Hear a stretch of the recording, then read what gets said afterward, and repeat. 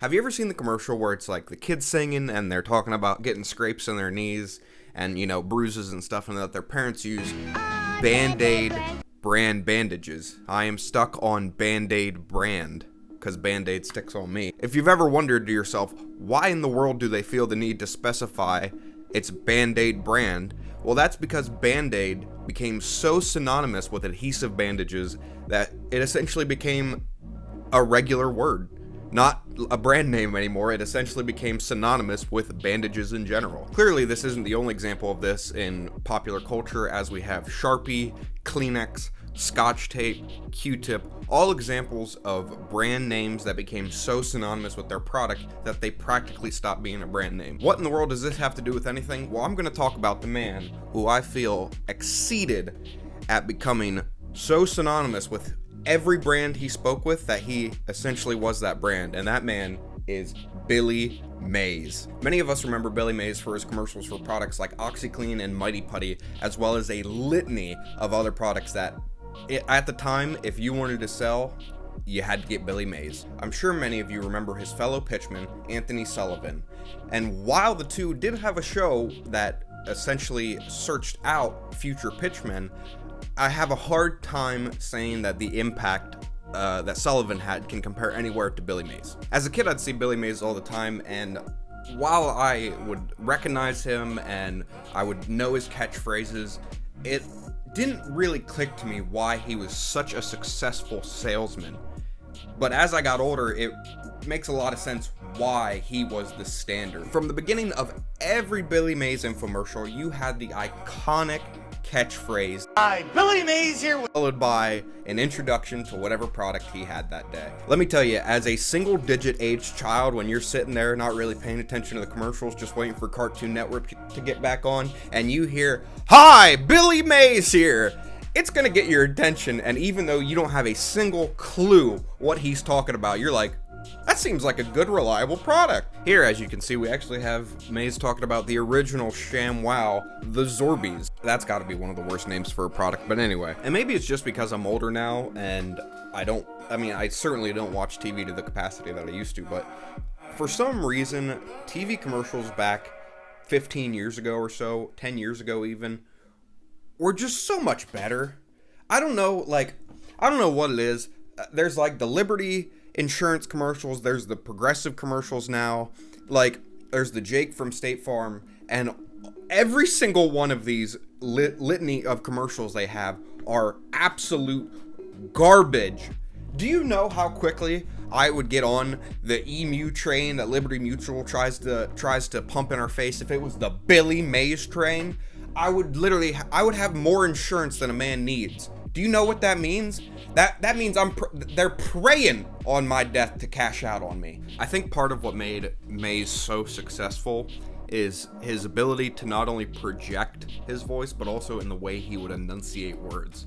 I mean, if you've seen one of my videos before, you know I talk like a fumbling idiot. Meanwhile, Billy Mays could recite to you, I don't even know, the finest verses of Shakespeare, and he would speak in such a clear and elevated tone that even the oldest man with the worst hearing could know that if he wants whiter whites and brighter brights, he's got to go with OxyClean. And how could we possibly forget arguably the only phrase more iconic than "Hi, Billy Mays here," and that's, "But wait, there's more." So apparently I've been Mandela effect. Apparently Billy Mays never said, "But wait, there's more," and he in fact just said very similar things like, "Call now and get this." Apparently it was a guy named like Rob Peniel who said, "But wait, there's more," and we all just got Mandela-fied.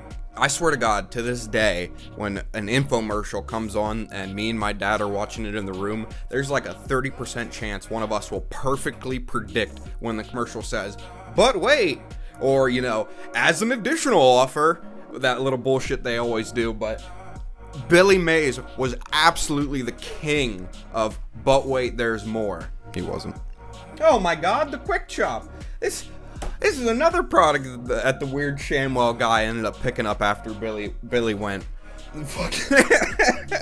Fucking slap chop. Shout out to whoever put this compilation together. I'll link it in the description.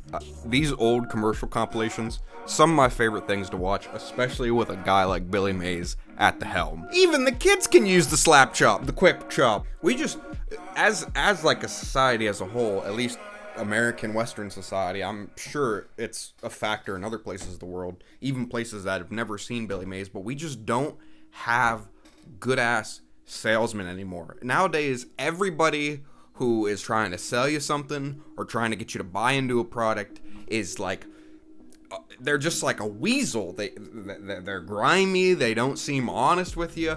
Like, why can't we?